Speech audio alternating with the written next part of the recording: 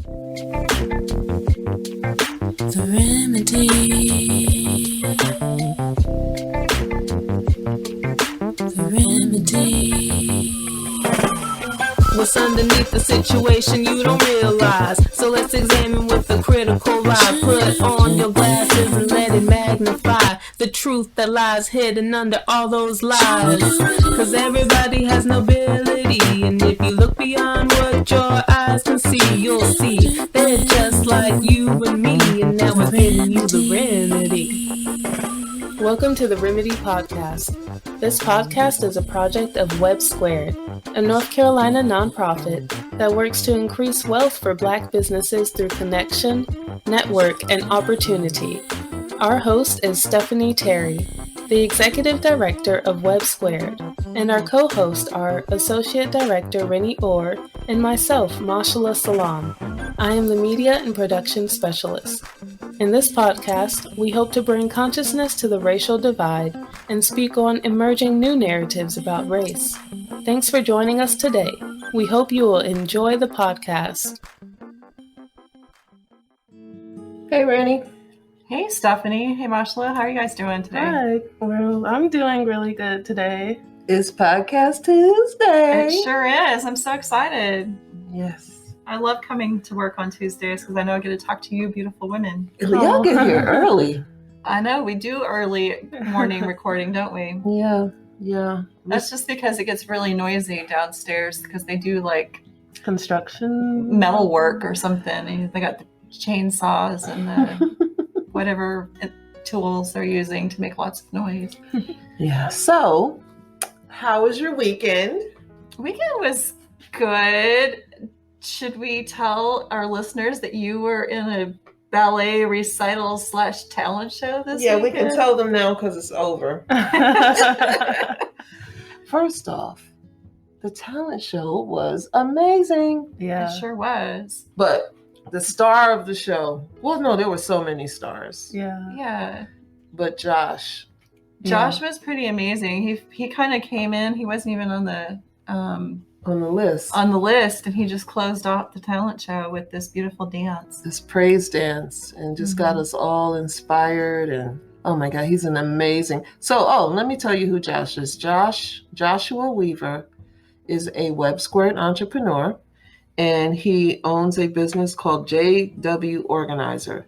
And if you have a room or an attic or a shed like I did, or a garage that's packed to the brim with crap,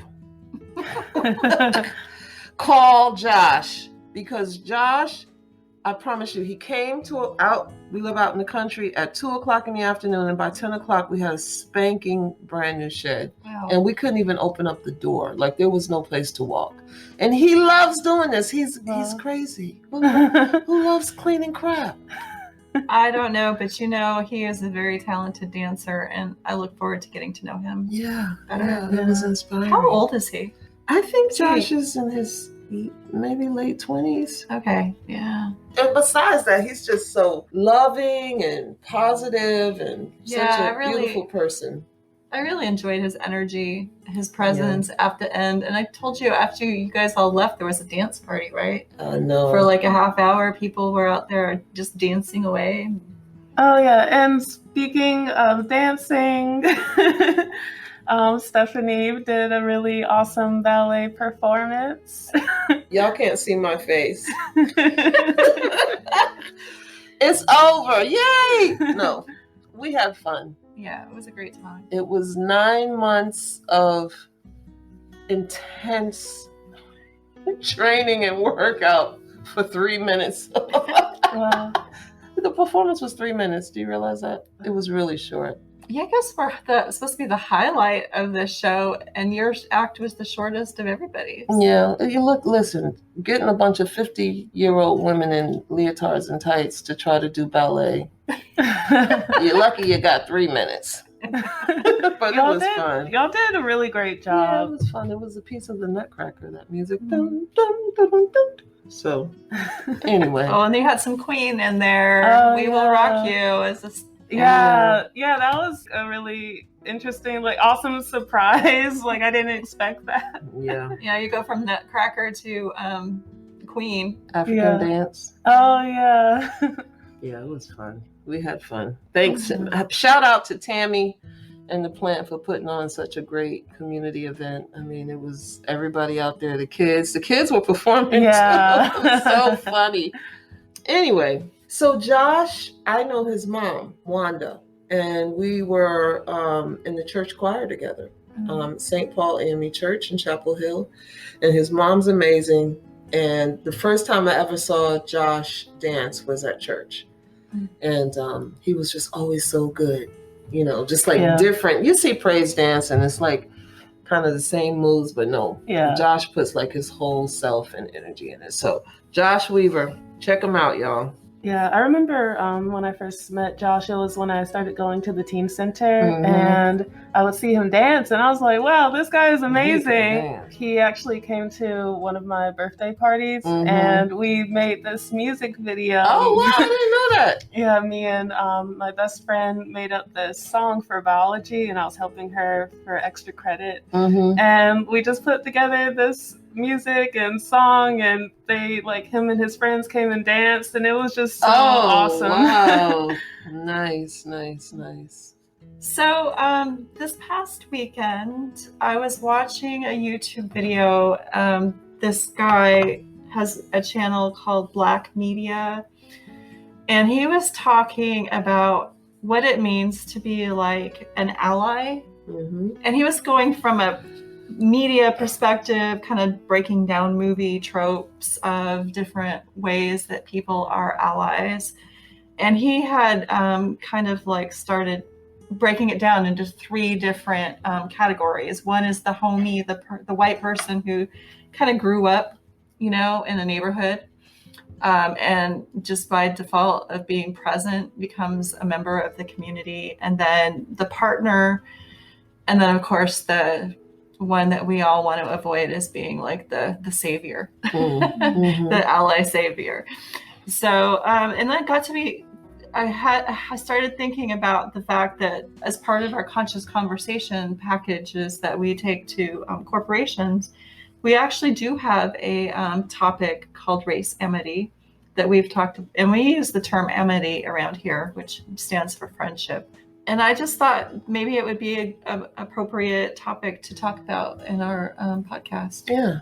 So I have lots of thoughts. And as I was driving into work today, I remembered this book that I read maybe about 3 or 4 years ago, maybe 3 years ago now. And I'm not going to butcher the title, but it was something about racism, healing, education. Something was like that was in the title.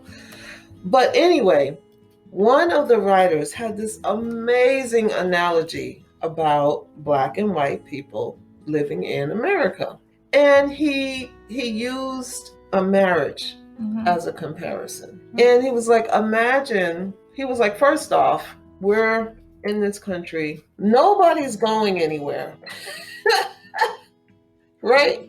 Nobody's going anywhere. You're not going to like get rid of all the Black people. You're not going to get rid of all the white people. You're not ever going to be in your own little spaces without ever having to interact. I mean, you can live in a community or in a neighborhood or a subdivision, but you're still going to eventually have to come out of that community, neighborhood, subdivision, and you're going to run into Black people. You're going to run into white, so we're not going anywhere. So then if we're not going anywhere, how do we interact, right? In equitable ways. So look, I feel like I'm going and getting into some deep water. I can hear some of my friends now saying, what the hell? But I'm going to go there. So Go there, Stephanie. I'm going to go there.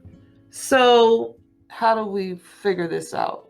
Historically, we've been segregated, right? Intentionally. And we've got many examples in history of completely, because we were not allowed, right? It was the law to not interact with white people.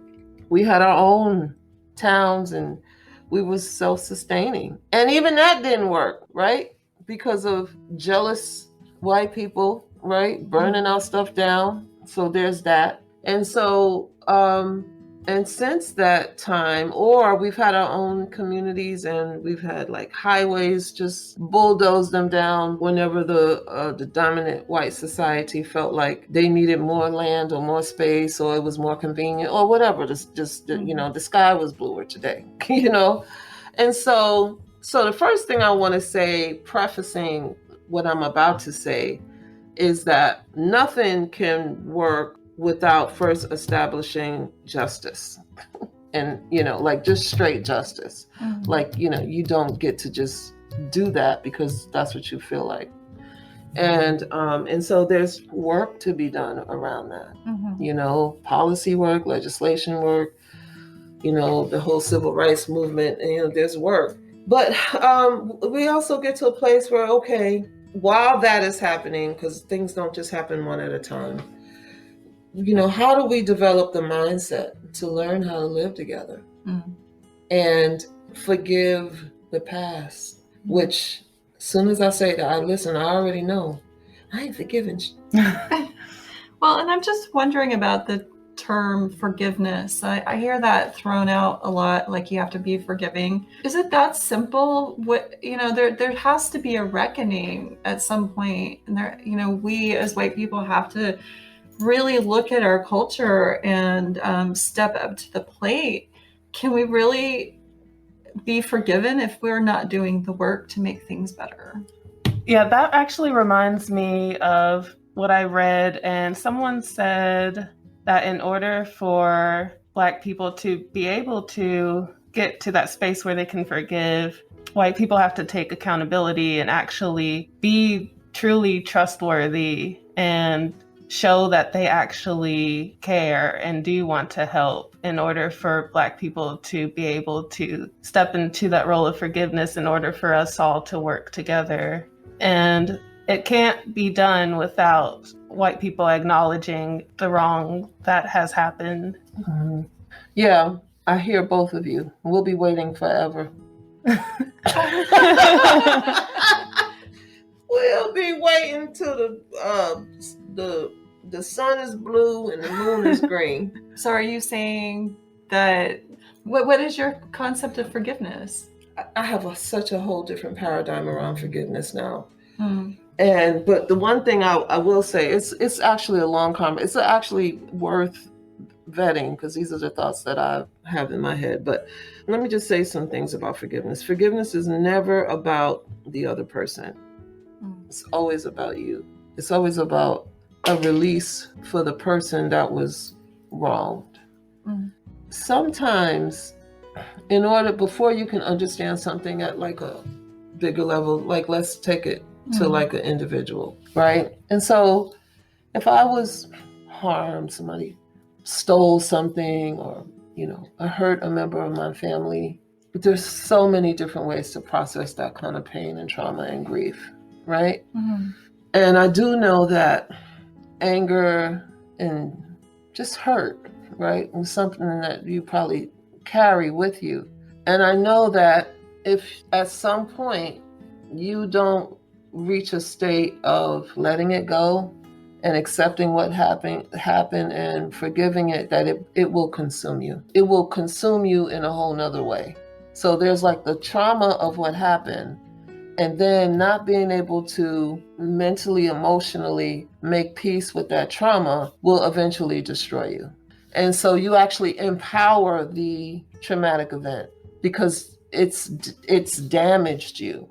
So there's that. And I'm not a doctor or anything, but that happens every day. Yeah. And so if it happens on an individual level, you know, what does it mean on a collective level, on a community level? And so what I'm offering is a whole nother complete different paradigm of looking at forgiveness. And I'll start with this, that this is where I'm starting. This life is a school, and we're here to grow. And sometimes, most times, I've found, this is my truth, it may not be true, that in my life, the people that have hurt me the most, I have learned so much about myself. They've either shown something to me that I couldn't see in myself, or they either emerged a belief system that I didn't know I was carrying, or the energy and the event made me stronger in some kind of way. Like I had to do something, I had to like grow something, like whether it be courage or whether it be learning how to speak up for myself. And so when I have the hindsight of looking back, I can say, oh my gosh, like if it were not for that, I grew something. And so what I'm saying is that this is the different paradigm. If you believe that you're just a physical body and we're separate, right, and sinful, then let's just keep on going on with what we got going on here. But if you believe that you are a spiritual energy inside of a body that has a soul, and that this life is a school, and that all people are just like you, souls growing, then there's a whole nother way of looking at what happens to us individually and what has happened to us collectively. Yeah, that makes a lot of sense. And I notice when I shift my mind in certain situations and think about it in a more spiritual way, it feels a lot better. It feels more authentic. I feel like I'm able to better move on from a situation because I know that it happened for a reason in order to teach me something important. And when I think about it that way, I realize that it's helping me to grow. What'd you think, Rinnie? I hear what you're saying, but I'm just thinking that the systems that we live in are so ingrained in us. And we've talked about this as like a soul sickness that a lot of people they're not attuned to, because they're just like living their lives. They're going about and they're not taking time to really examine the systems. But without that self-examining, we can't get to that justice you were talking about a little bit ago. And I just want to be careful that when we throw around the word like forgiveness, that we're not letting people off the hook for the systems that we live in, letting people off the hook from doing the work that needs to be done in order to make a better world. If they're going around, oh, well, we're forgiven, but they're not actually agents of making changes that need to be changed so that we can move beyond the systemic problems that we have. I mean, I hear what you're saying, but I just don't want to let people or systems that we live in off the hook. I'm laughing at the irony of a white woman saying this. It has not escaped me. And especially to this Black woman. Yeah. I'm totally not saying that. Totally. No. Yes.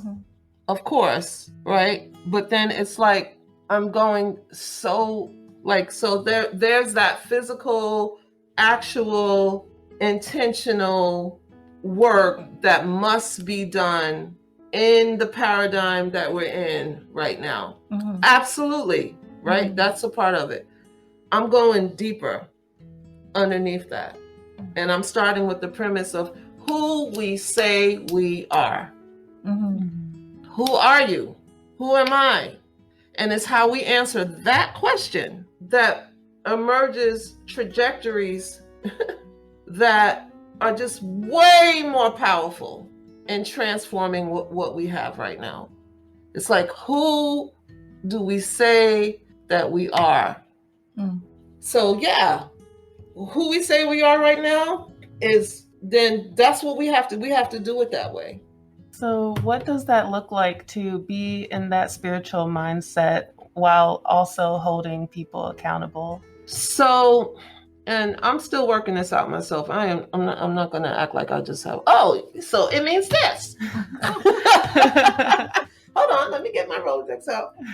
So what does that mean? It means that as we're going about doing what we call the right things and standing up for justice and speaking our truths, at the same time, we are questioning everything that we believe about everything and asking ourselves, is that true? Why do I believe this? Where did I get this belief from?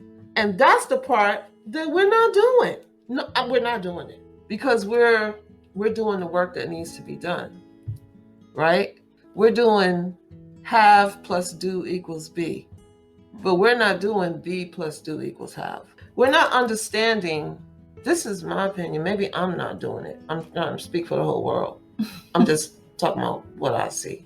But we're definitely marginalizing how powerful thinking is, and that is actually an action.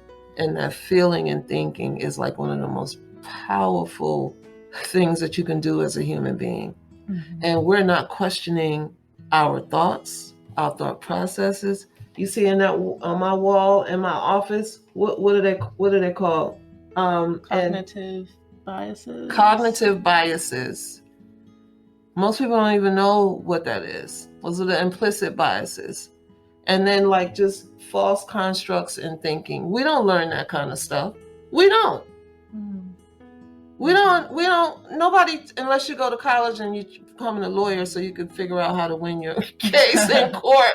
But we're not learning that in school. What does it mean to be a human being? What exactly, what are the processes of the mind? How does the programming work? Mm-hmm. Why do I say I want this, but I do that? We don't learn that. And because we don't learn that, we prioritize what we do know and think that we're in control. No, we can do better. And it's a challenge. And it starts with that premise. Who are you? Most people say, my name is Stephanie and I'm from Bed-Stuy. Some people start with their jobs. I am the boo, boo, boo, boo, boo, boo, boo, boo. Some people start with their money. Mm-hmm. Some people start with their kids. But I'm going to say it. Who starts with God? How many people start with God? And not God in the sky, not God outside of you, the God within. Who starts with that? Because I promise you, if more people started with that, that's what you would see from. Yeah. You would see it. You can't be it and not see it. That would be the filter that you look through. And then everything would change. Yeah, that's powerful. So what I was getting a sense of when you were talking is that you're almost calling for a total spiritual revolution. And within that total spiritual revolution, that's going to be the place that we can come together and maybe cut through some of the divide around this racial identity. Am I mistaken? No, I think there's that. Yeah. Yeah, there's that. Because you know me, I'm a practical, I take a conversation or I take I'm trying to find the project around the conversation that's going to get us from like this level to the next level. Mm-hmm. So if we're going to be talking about a way of creating a new paradigm that's going to get us to open our eyes spiritually and see ourselves and the people around us, you two lovely ladies, this community, the greater community, on a higher spiritual level, that we're all coming from this place of connection that's powerful. It's God, we're all infused with this God energy. Then how do we take that into the day-to-day world where people are just like, okay, I'm driving to work, I've got to make money. That's where the divide is. We can have that conversation, but I guess what is the project? And this isn't something that has to be answered today, but what is the program that we can create in order to build up a different kind of spiritual center that the whole world can step into? The people infused by these systems that we live, that they can step into and like open their eyes and say, okay, no more. We're not going to buy from Amazon. We're going to go downtown Durham and go into a Black-owned business and buy our coffee there. Just the practical everyday steps to take to move from like a big spiritual picture into just daily living. Yeah. In order to change things. What do you think, Mashallah? I feel like I was thinking about that maybe like a week ago, and I thought to myself, I wonder what it would look like if when we make decisions just in our day-to-day lives, if we were intentional about every decision that we make during that day. And that can be kind of difficult, but what if we put that into practice? Like, oh, maybe for an hour, I'll really think about the decisions that I'm making, and then maybe go from an hour to 5 hours, and then try for like the whole day and see how our perspective on life changes. I like that. You know, as I was talking, I said something that I need to correct. As I was listening to both of you share your thoughts, I said a new paradigm, but it's not really a new paradigm.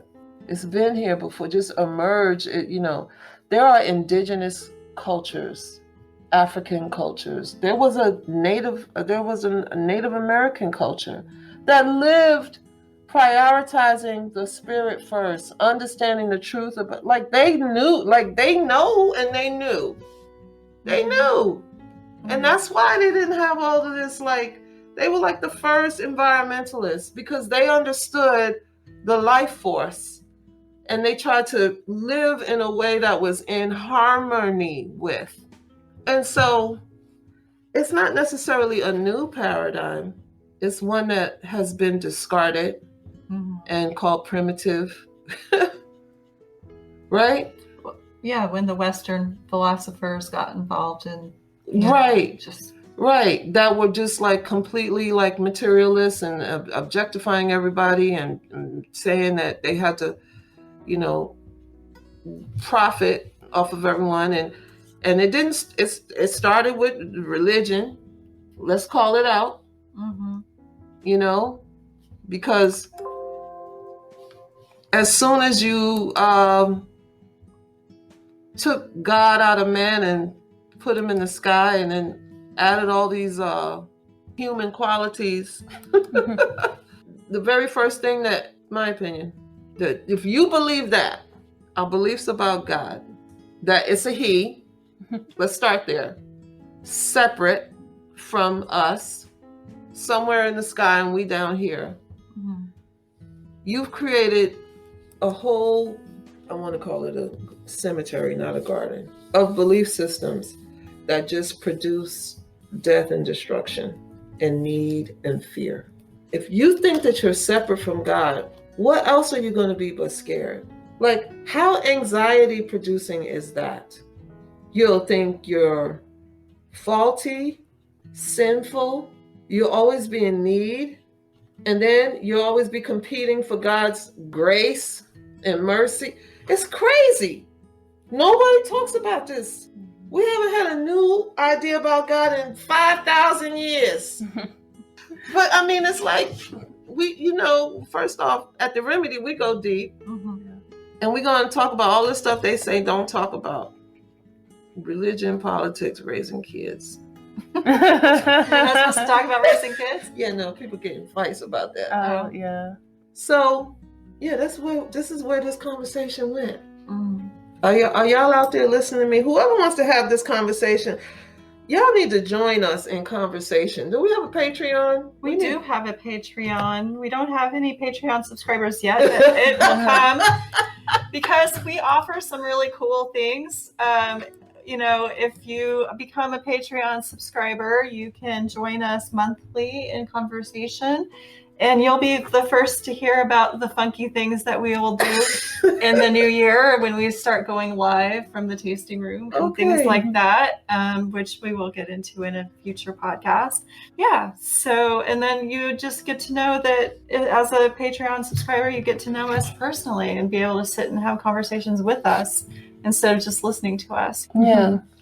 Speaking about religion, I remember a friend in college invited our friend group to this event, and we talked about certain stories in the Bible and got into groups. And one thing that we talked about, we were talking about why certain things happen and acceptance of what happens and certain things that are like meant to happen because that was in God's will. And there was one thing I just really wanted to say it, but I didn't know if it was like the right place or time. Yeah. And my friend that invited us, she was saying how like certain experiences that we go through, like they teach us things, and we should remain hopeful and to keep our faith all the way through those times, and you can always find something good within it. And although I think that that's a nice message, but I also think about people who are living in poor conditions, and especially when I think about Black people living in communities that are becoming places that are unsafe for them, that once were like nice places, and just them accepting that that's in God's will and that was God's plan for them. But there's also a reason why those things are happening that we aren't talking about, like how crack was brought into these neighborhoods on purpose in order to destroy Black communities, but then to just ignore that and say that was God's will is taking the blame away from the people who actually caused that. Thank you, Mashallah. Yes. Thank you for lifting that up. And I'm going to tell you, this whole idea that, oh, God's, that's some slave theology shit. It's slave. The way that God was taught to Black people in the United States, we were conditioned, right, at a theological level to accept the abuse, the trauma, and we were taught how to be powerless. It was intentional. And I have a major problem with them. It is a theology of powerlessness. And if you really unpack it and look at it, you know, like, what kind of God is going to condemn you to despair? Like, what is that? Y'all need to call up and join that Patreon so we can, I mean, these are the conversations that we need to be having. Yeah. You know, and I invite you on. Like, I really want to, I like to be challenged, and I like to grow. I want to listen. I want to learn. I want to be better. And if that means that I'm completely wrong, but it leads to power and happiness and more love in my life, then bring it on. But this stuff I'm saying, I ain't wrong. I know what the truth is. So that's enough for today. But before we go, let's talk a little bit about our launch on October 23rd here at the plant. It's from 4 to 6 p.m. And Stephanie, you lined up a keynote speaker. Do you want to talk about Lord? Yeah, well, Mr. Lord Watson. He's got to officially confirm, but we have our fingers crossed that an amazing brother, head of a community Black-led philanthropic foundation, we're hoping that he's going to be our keynote speaker. I'm going to reach back out to him to firm it up. But that would be awesome.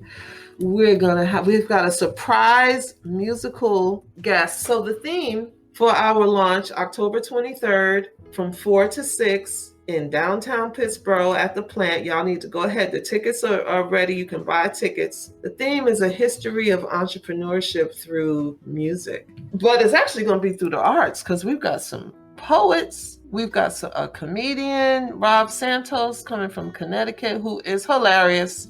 Shout out to Rob. And we have a surprise announcement of a live jazz band with song. It's going to be amazing.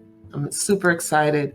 We've got the mayor of Pittsburgh going to be here, the Chatham Chamber of Commerce, and we'll have maybe about 50 Black entrepreneurs. Y'all going to want to check this out. Yeah, and you can buy tickets at our website. We're webbsquared.org, WEBB, and we hope that you will come and join us. We're excited about this event. This is our kickoff event because, we have been creating this organization from scratch. So, this is our fundraising. Yes, it is. So, yeah. What do we say at the end? We say that the revolution begins with dialogue. Yeah, we believe that, right? Yeah. So join us in conversation because we are starting the revolution. Woo-hoo-hoo! Y'all have fun. We'll see you next week. All right, see y'all. Bye-bye.